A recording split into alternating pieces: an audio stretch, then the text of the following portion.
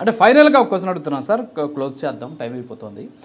మీరు ఆల్రెడీ న్యాయ పోరాటం చేస్తున్నారు. ఆయనకు సంబంధించినటువంటి ఆస్తులు, అఫిడవిట్లో చూపించినటువంటి ఆస్తులకి దీనికి తేడా ఉంది అని చెప్పేసి మీరు ఆల్రెడీ న్యాయ పోరాటం చేస్తున్నారు. ఆయన్ని ఎమ్మెల్యేగా అనర్హుడిగా ప్రకటించాలి, ఎలక్షన్ కమిషన్ని తప్పుదారి పట్టించే విధంగా ఆయన అఫిడవిట్ని కూడా ఇచ్చాడని చెప్పి ఎంతవరకు వచ్చింది సార్ ఆ కేసు?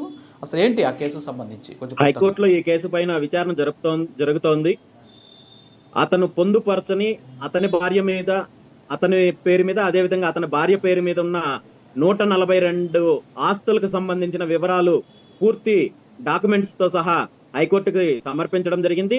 ఈ విచారణలో భాగంగా ఈ డాక్యుమెంట్స్ ని ఇప్పుడు ఉన్న ప్రభుత్వము ధృవీకరించినట్టయితే, ఎంత తొందరగా ప్రభుత్వం సహకరిస్తే అంత తొందరగా అతను అనర్హతకు గురయ్యే అవకాశం ఉంది. కానీ ఈ విషయంలో కూడా ప్రభుత్వం వైపు నుండి కేసు పురోగతికి సంబంధించి ఇప్పటి వరకు ఎటువంటి సపోర్ట్ లేదు. కనీసము నోటీసులకు రిప్లై ఇవ్వడానికి కూడా 3-4 సార్లు నోటీసులు ఇస్తే కూడా ఇప్పటి వరకు ఎటువంటి స్పందన లేని పరిస్థితి ఉంది.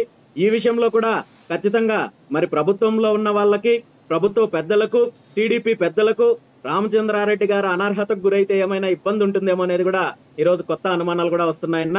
అయినా ప్రభుత్వం సహకరించినా సహకరించకపోయినా నా పోరాటం అయితే ఆగదు. ఖచ్చితంగా అతను చేసిన అవినీతికి, ఖచ్చితంగా అతను చేసిన తప్పులకు, అరాచకాలకు సమాధానం చెప్పే రోజు వస్తుంది. ఈ రోజు నేనేదో వ్యక్తిగతంగా నేను అతని మీద పోరాటం చేశాను కాబట్టి, లేదా వ్యక్తిగతంగా నాకు నష్టం చేకూర్చాడు కాబట్టి నా మీద తప్పుడు కేసులు పెట్టి నా ఆస్తులు ధ్వంసం చేసి ఇబ్బంది పెట్టాడనే ఆలోచన కాదన్నా. ఎందుకంటే అతను ఏదైతే తప్పు చేశాడో, ఏదైతే అవినీతి చేశాడో, ఏదైతే దోపిడీ చేశాడో, ఇది ఈ రాష్ట్రానికి సంబంధించిన సంపద, ఈ రాష్ట్ర ప్రజలకు సంబంధించిన ఆస్తులు, వెంకటేశ్వర స్వామికి సంబంధించిన సంపద.